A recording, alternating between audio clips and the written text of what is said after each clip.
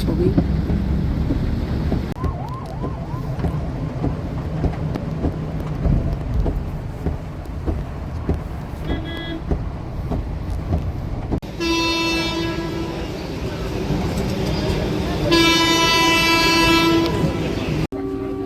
Finally हमको train मिल गई है। इस समय थोड़ा सा लेट हो गई थी। टाइम क्या हुआ अभी? थोड़ा सा करीब 10 मिनट लेट हो गई। हम लोग पहुँच जाएंगे लगभग 12, साढ़े 12, 12 बजे तक हम लोग घर का पहुँच जाएंगे। ऐसा लग रहा है आपको द्वारकाधीश की मंजिल है। बहुत एक्साइटमेंट है मुझे द्वारकाधीश से मिलने का, उन्हें देखने का।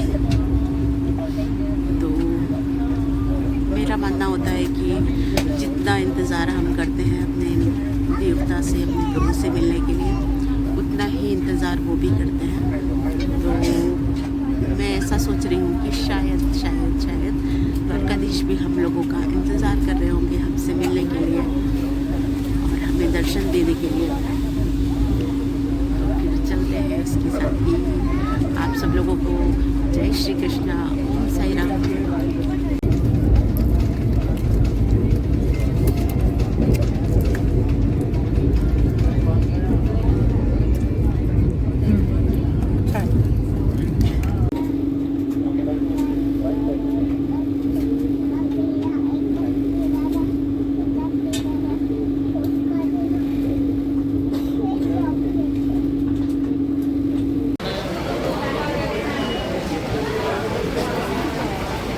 बहुत बारिश हो चुकी है यहाँ पर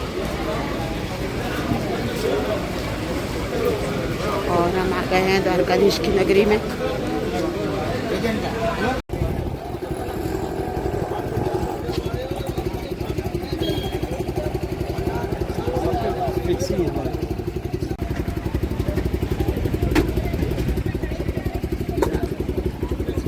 कपड़ा नहीं भैया, कपड़ा मार दो थोड़ा।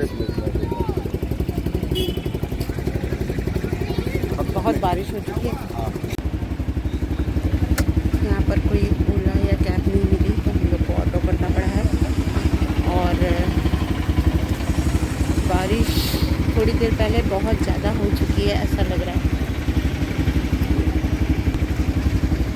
पूरे स्टेशन का ये हाल है, पानी भरा हुआ है जगह जगह।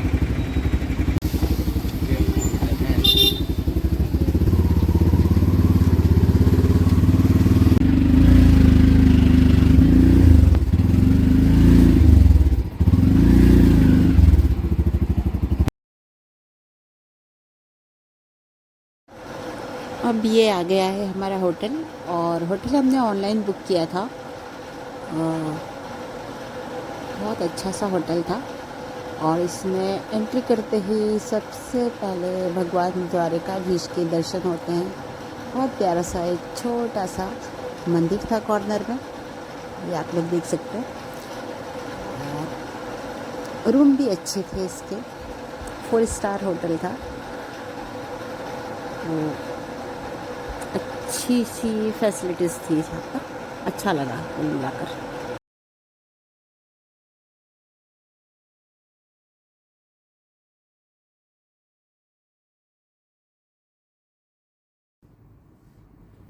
तो अब हम लोग तैयार हो गए हैं और द्वारकाधीश के दर्शन करने के लिए निकल रहे हैं। यहाँ से विंडो से मंदिर दिखाई पड़ रहा है। थोड़ा साइड में आ गया इसलिए आपको नहीं दिखेगा, लेकिन मुझे दिख रहा है।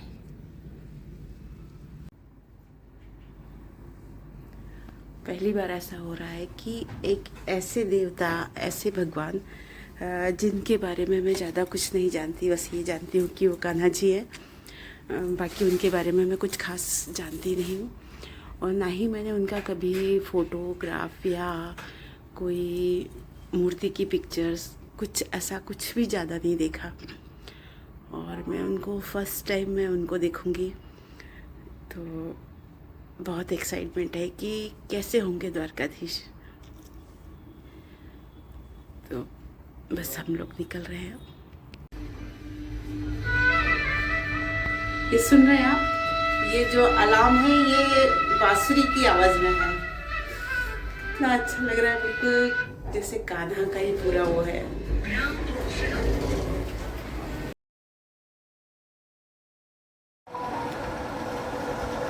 हम लोग पहले जा रहे हैं ब्रेकफास्ट करने, क्योंकि मेडिसिन लेना है, तो ब्रेकफास्ट भी ज़रूरी है।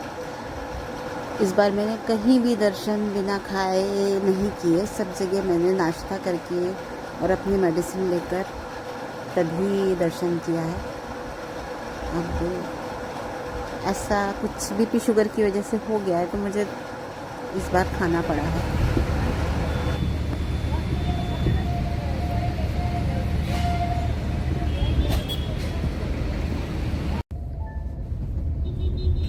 तो 100 रुपया लेगा उधर।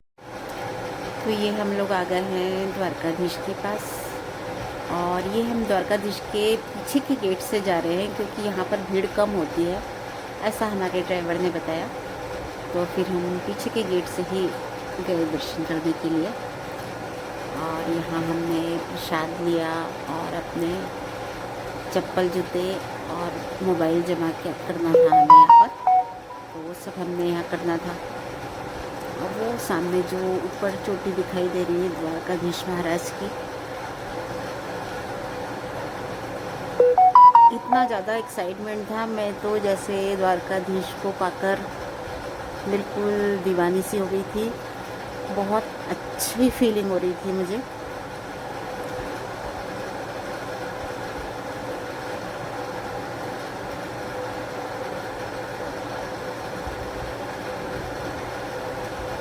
ये जो ऊपर द्वारकाधीश का झंडा दिखाई दे रहा है ना, ये झंडा दिन में लगभग 6-7 बार चेंज होता है। हर 1-2 घंटे 2-2.5 घंटे बाद इसे ये चेंज होता है।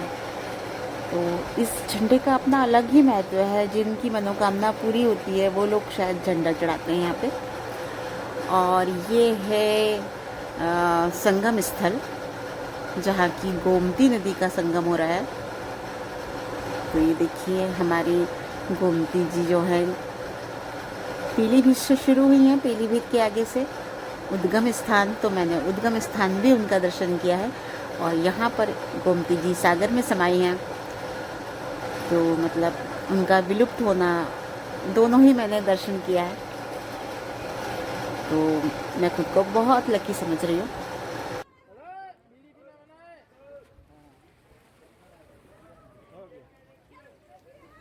आजा ऊपर।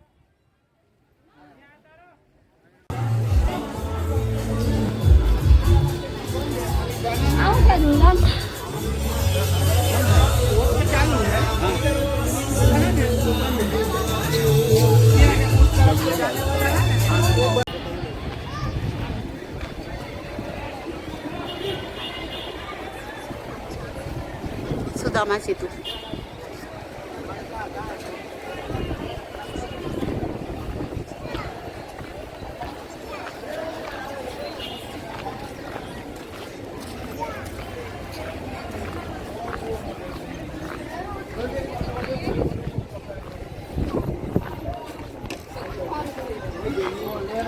इसलिए ये पानी बढ़ता है जो सामने अभी भड़केश्वर जाएंगे ना सर, ये आपको ले। क्या नाम है? बाल डिबिया।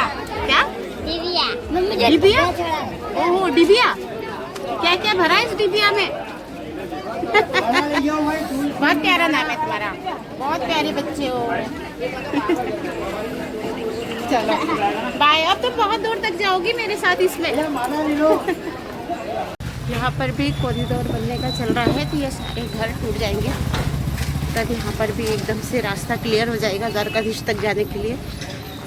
अभी काफ़ी गली कूचों में से जाना पड़ता है। ये है स्वामीनारायण टेम्पल, जो कि सारे गुजरात में ज़्यादातर ये टेम्पल देखे हैं मैंने स्वामीनारायण के।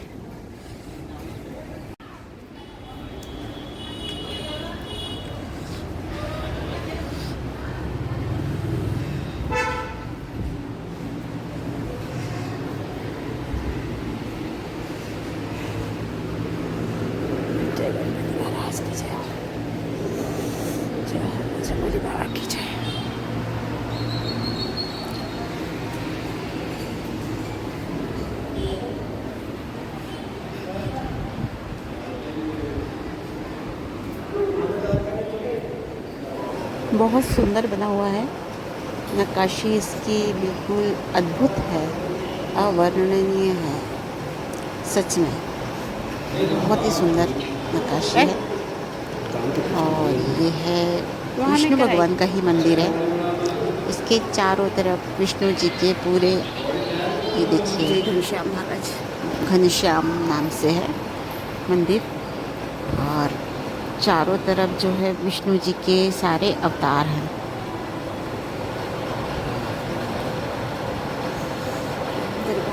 श्री राम अवतार।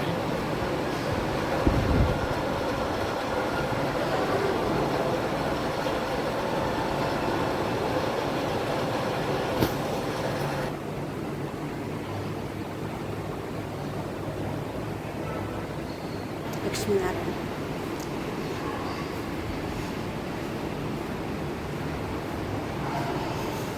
तिरुपति बालाजी। जय हो विश्वकर्मा। जय दत्तात्रेय महाराज।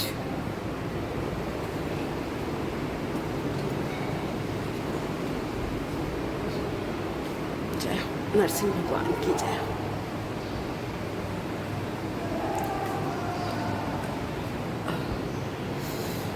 श्रीनाथ जी की जय हो।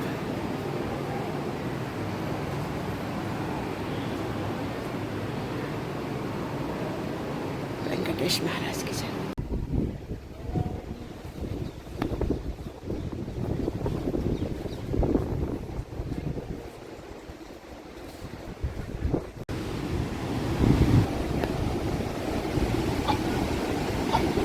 अब हम लोग आ गए हैं हटकेश्वर महादेव। और ये समुद्र के अंदर ही बना हुआ शिवलिंग के आकार का बहुत खूबसूरत सा मंदिर है। और आसपास आप देख ही रहे हैं, बिल्कुल ये समुद्र की लहरें ऐसी लग रही बिल्कुल जैसे कोई दूध झाग हो, बिल्कुल दूध वाला। बहुत ही सुंदर मतलब सीन है। मैं इसका आप लोगों को क्या ही बयान करूं, आप लोग देख ही रहे हैं। और बस सपनों का एक शहर कहते हैं जिसे, एक सपनों की जगह।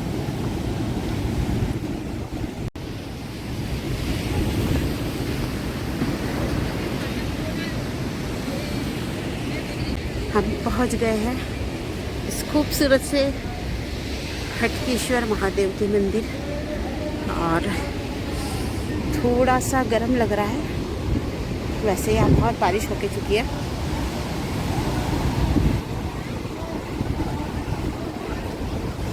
यहाँ से आप देख सकते हैं व्यू, बहुत खूबसूरत व्यू है यहाँ से।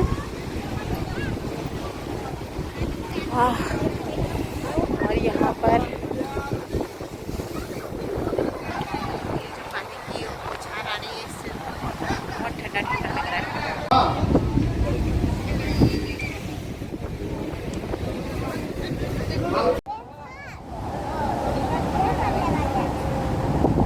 तेज लहर आई कि हम पूरे भीग चुके हैं।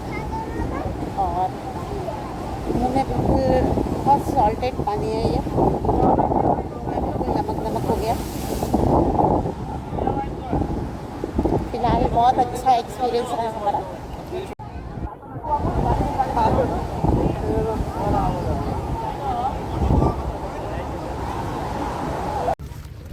रुक्मणी टेम्पल।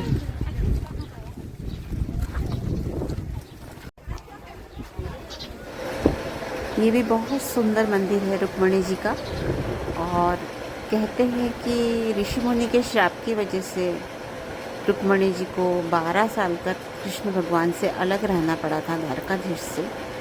तो वो यहाँ रही थी और कुछ ऐसा श्राप दिया था उन्होंने, ऋषि मुनि ने, कि आपके चारों तरफ, मतलब द्वारकाधीश के चारों ओर पीने को पानी नहीं मिलेगा, कुछ इस तरीके से था। तो बड़ा ही सुंदर सा ये मंदिर है। और यहाँ पर पुजारी जी ने पूरी कथा भी सुनाई थी। तो वो कथा हम लोगों ने सुनी, उसका सार यही था कि यहाँ पर रुक्मिणी को महाराष्ट्र में अमरावती देश से हरण करके द्वारका लाए। विवाह के बाद भगवान कृष्ण और माता रुक्मिणी दोनों दुर्वासा ऋषि के आश्रम पे गए। द्वारका भोजन के लिए न्योता दिया। और दुर्वासा ऋषि को लेकर के द्वारका की ओर आने लगे। जब आधे रास्ते में पहुंचे तब माता रुक्मिणी को पानी की प्यास लगी। भगवान कृष्ण से पानी पिलाने के लिए विनती की कि मुझे अब आप पानी पिलाइए।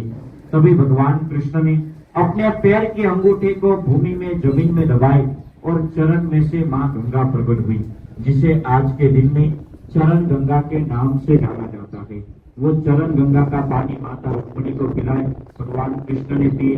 दोनों ने पानी पिया और भूल ये हुआ जिन्हें साथ में द्वारका ला रहे थे उन दुर्वासा ऋषि को पानी के लिए पूछना भूल गए। बिना आज्ञा बिना पूछे दोनों पति पत्नी ने पानी पिया। दुर्वासा ऋषि क्रोधित हो गए और 2 श्राप दिए। पहला नंबर का श्राप ये दिया कि आप पति पत्नी कृष्ण रुक्मिणी दोनों का 12 साल का वियोग होगा, 12 साल आप दोनों अलग रहेंगे। वो श्राप के कारण भगवान कृष्ण से अलग जहाँ जिस भूमि पे माता रुक्मिणी रही वहां पे आज ये मंदिर माना जाता है।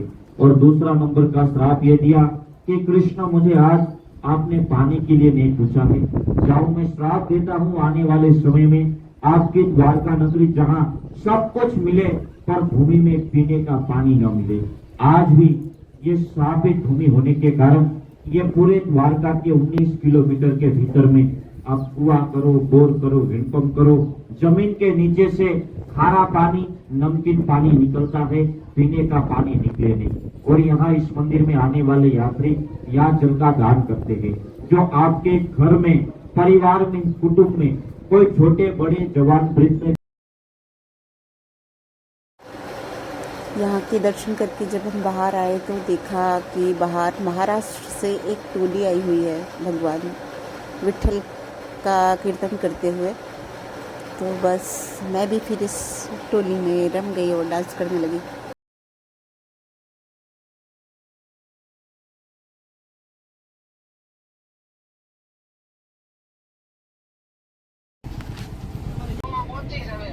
हाँ हाँ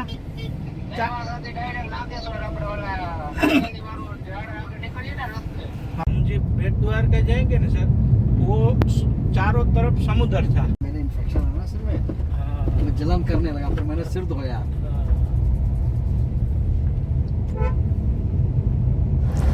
अब हम जा रहे थे भगवान नागेश्वर के दर्शन करने के लिए। रास्ते में जगह जगह बहुत पानी भरा हुआ था। ड्राइवर जो है वो पूछते हुए निकल रहे थे कि आगे रास्ता साफ है कि नहीं है। तो ये दिखाई दे रहा है भगवान नागेश्वर का मंदिर और भगवान भोलेनाथ।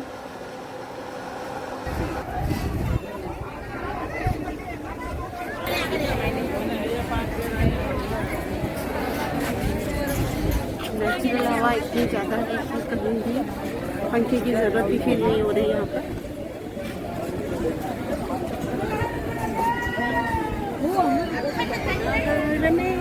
हम लोग आने जाते तब तक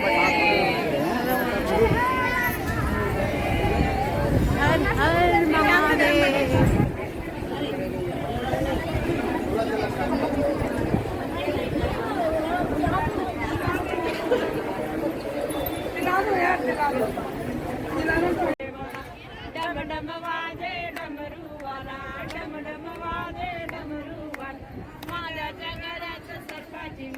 बहुत अच्छा लगता है जब कहीं बाहर हम दर्शन करने जाते हैं तो अलग अलग प्रांत के लोग मिलते हैं। जैसे ये पहले महाराष्ट्र के थे, ये मध्य प्रदेश के थे।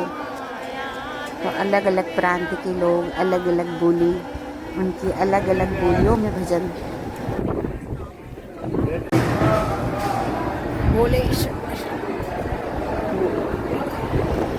ये अब हम मंदिर में प्रवेश कर गए हैं और यहाँ लाइन से ये इस तरीके से थालियाँ रखी हुई हैं पूजा की।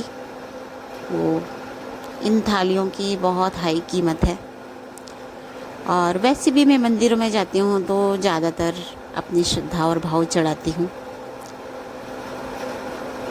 शिवलिंग पर जाकर पूजा करने का कोई वो खास वो नहीं है, क्योंकि जल्दी शिवलिंग छूने को भी नहीं मिलते हैं।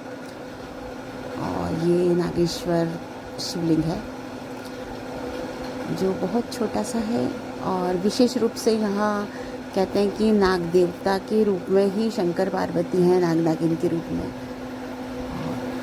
मैंने यहाँ पर खड़े होकर बहुत देर तक पूजा की। अपने जितनी भी मन में मेरी कामनाएं थी सारी बोल दी भगवान भोलेनाथ से।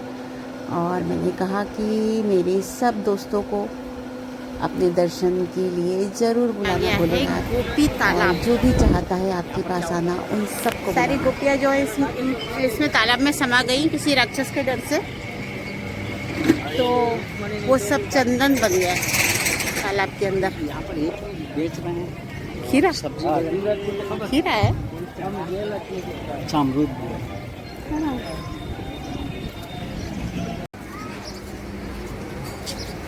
नदी गोपाल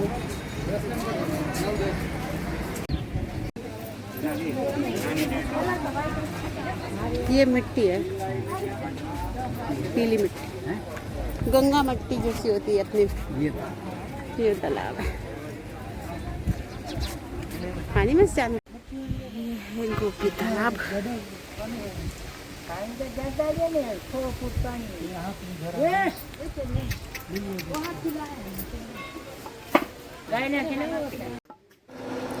इस समय तालाब में पानी बहुत था और यहाँ पर सब लोग मछलियों को खिलाने के लिए आटे की गोलियाँ लेते हैं और गैया को चारा खिलाते हैं। और बाकी यहाँ की मिट्टी का बहुत महत्व है, गोपी चंदन जिसको कहते हैं। तो सारी गोपियाँ जो हैं यहाँ समा गई थी इस तालाब में।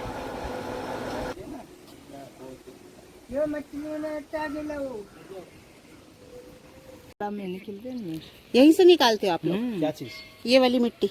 अच्छा, ये ये चंदन है मिट्टी में। वही जो भी है पीली मिट्टी।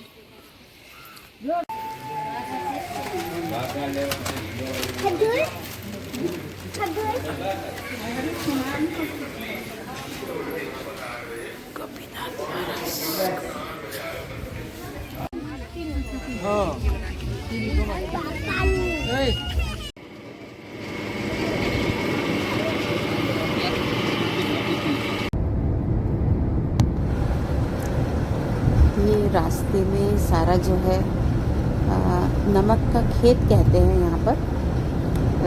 किनारे किनारे सारा नमक जमा हुआ है, झाड़ियों की वजह से दिखाई नहीं दे रहा आपको। ये मैं जूम करके दिखा रही हूँ, जो साइड साइड से है रेड रेड से वो सब सॉल्ट है। और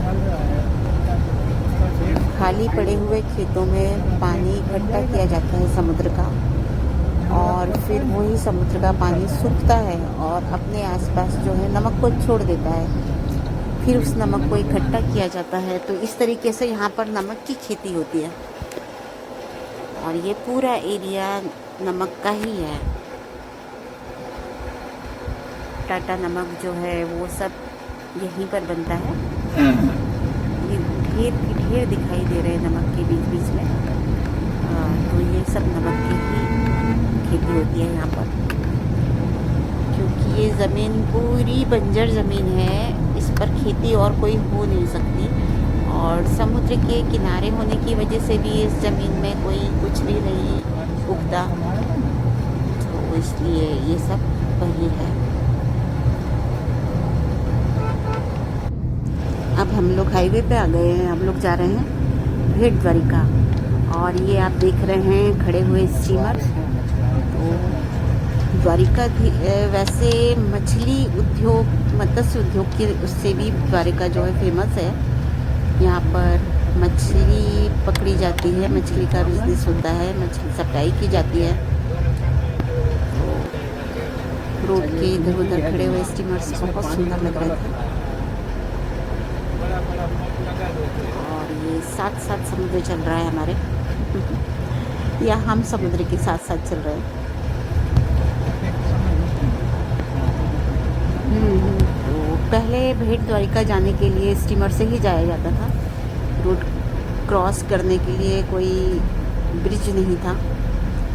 अब बहुत सुंदर सा ब्रिज बन गया है, जिससे कि आसानी से क्रॉस किया जा सकता है। बहुत खूबसूरत ब्रिज है। किस नाम से ब्रिज? और जो कि मोदी जी ने बनाया है। इस ब्रिज का नाम है सुदर्शन ब्रिज। हाँ, सुदर्शन सेतु। इस तरीके से ठीक से आ नहीं रहा है गाड़ी में। गाड़ी से उतर के ही इसकी अच्छी से वीडियो ली जा सकती थी, लेकिन इस समय रोड चल रहा था इसलिए नीचे नहीं उतरी। अब हम लोग जा रहे हैं भेंट द्वारिका। भेंट द्वारिका की दर्शन करना। तो वहाँ क्या है भेंट द्वारिका में? क्या करना है?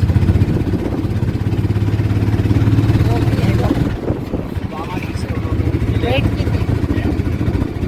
आई थिंक कुछ ऐसा ही है कि सुदामा जी से भेंट की थी, इसलिए ये भेंट द्वारिका है।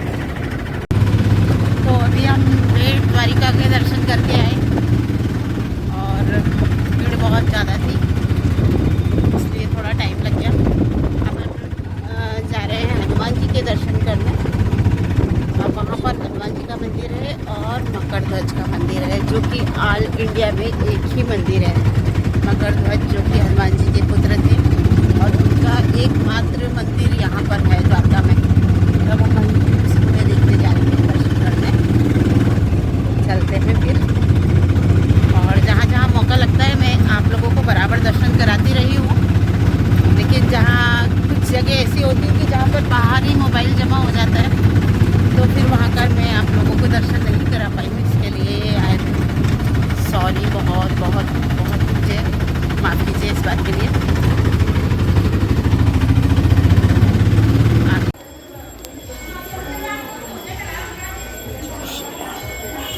जय श्री जय श्री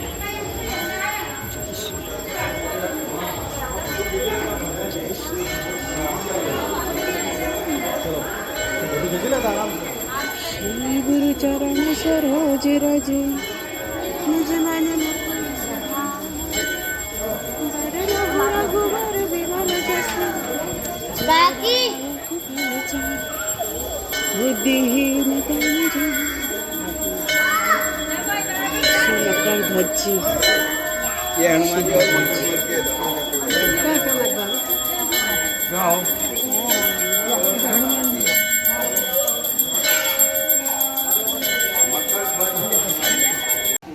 तो अपनी पूंछ बुझाने समुद्र के जल में गए थे। उस वक्त हनुमान जी की पसीने की बूंदें समुद्र के जल में गिरी थी। वो बूंदें मगरी नाम की मगरमच्छ ने ग्रहण की थी, तो उनके प्रभाव से हनुमान जी के पुत्र मकर ध्वज जी का जन्म हुआ। जब मकर ध्वज जी को पता चला कि मेरे पिताजी है, तो हनुमान जी की सहायता की।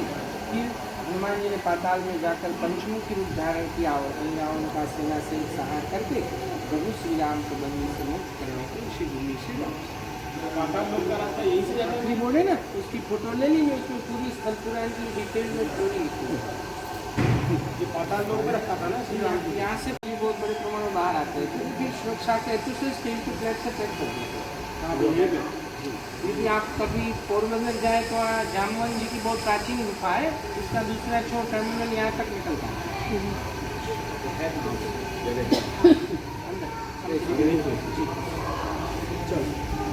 ये है माता अन्नपूर्णा का, माँ अन्नपूर्णा का मंदिर।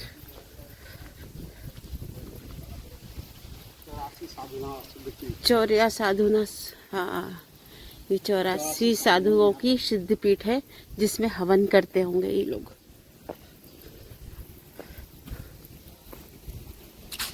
एक ये हवन कुंड है और ये है माता अन्नपूर्णा का मंदिर, जिसमें कि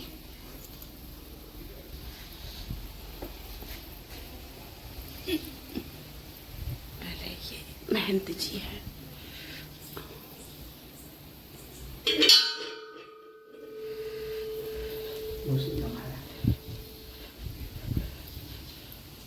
ये भी महंत जी है।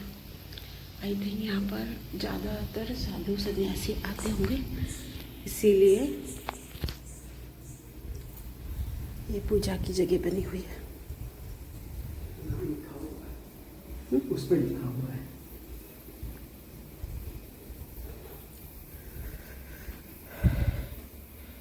ये है सुखदेव महाराज जी। ब्रह्मलीन विद्युतोपी मूर्ति बाबा सुखदेव दास महाराज समाधि मंदिर और मूर्ति प्रतिष्ठा।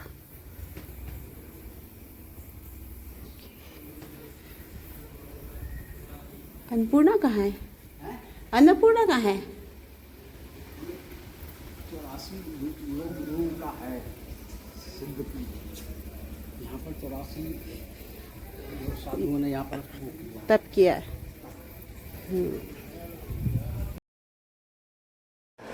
तो ये है सब संतों की तपोस्थली, जहाँ पर कि संतों ने तप किया था। यहाँ पर एक हवन कुंड था जिसमें बहुत सारा भभूत भरा रखा हुआ था।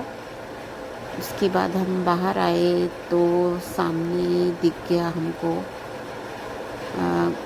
माता का मंदिर, जो कि इधर साइड से था और बहुत ही सुंदर था। अन्नपूर्णा का मंदिर था छोटा सा, लेकिन बहुत प्यारा था और माता का स्वरूप बहुत सुंदर था। ब्लू कलर के कपड़े पहने हुए मैया रानी बहुत प्यारी लग रही थी। तो यहाँ आते आते हम लोग को काफ़ी देर हो गई थी, अंधेरा भी हल्का होने लगा था।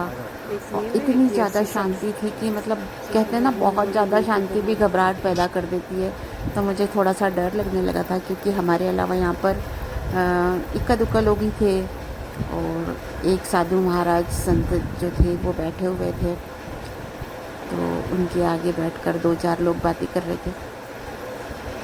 तो बहुत ही ज़्यादा शांति थी यहाँ पर।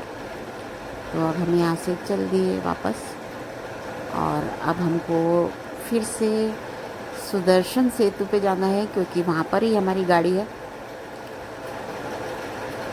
तो यहाँ तक हम लोगों को ऑटो करना पड़ा था, क्योंकि हमको गाड़ी जो है सुदर्शन सेतु को पार करके बस वहीं पर छोड़नी होती है, क्योंकि वहीं से पार्किंग एरिया ख़त्म हो जाता है। फिर वहाँ से ऑटो लेकर ही आगे जाना पड़ता है। तो और ये आगे सारा रास्ता वन वे था, यहाँ पर कुछ भी नहीं था, सिर्फ ऑटो ही थे बाकी। फिर हमने गाड़ी ली और हम चल पड़े वापस सुदर्शन सेतु पर। अच्छा, दीवाल जब करता है, जब भारत से आए थे वो रात के 1:30 बजे आई। खाकर नहाकर अब हम लोग खाना खाने जा रहे हैं।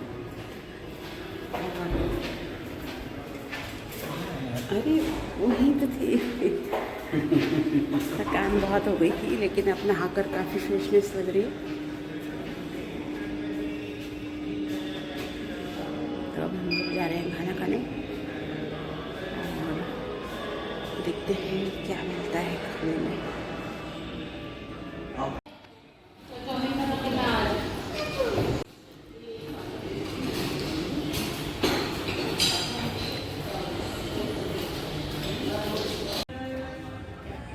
अब खाना खाकर हम लोग बाहर आ गए, क्योंकि मौसम बहुत अच्छा था, हवा अच्छी चल रही थी, बाहर बहुत अच्छा लग रहा था।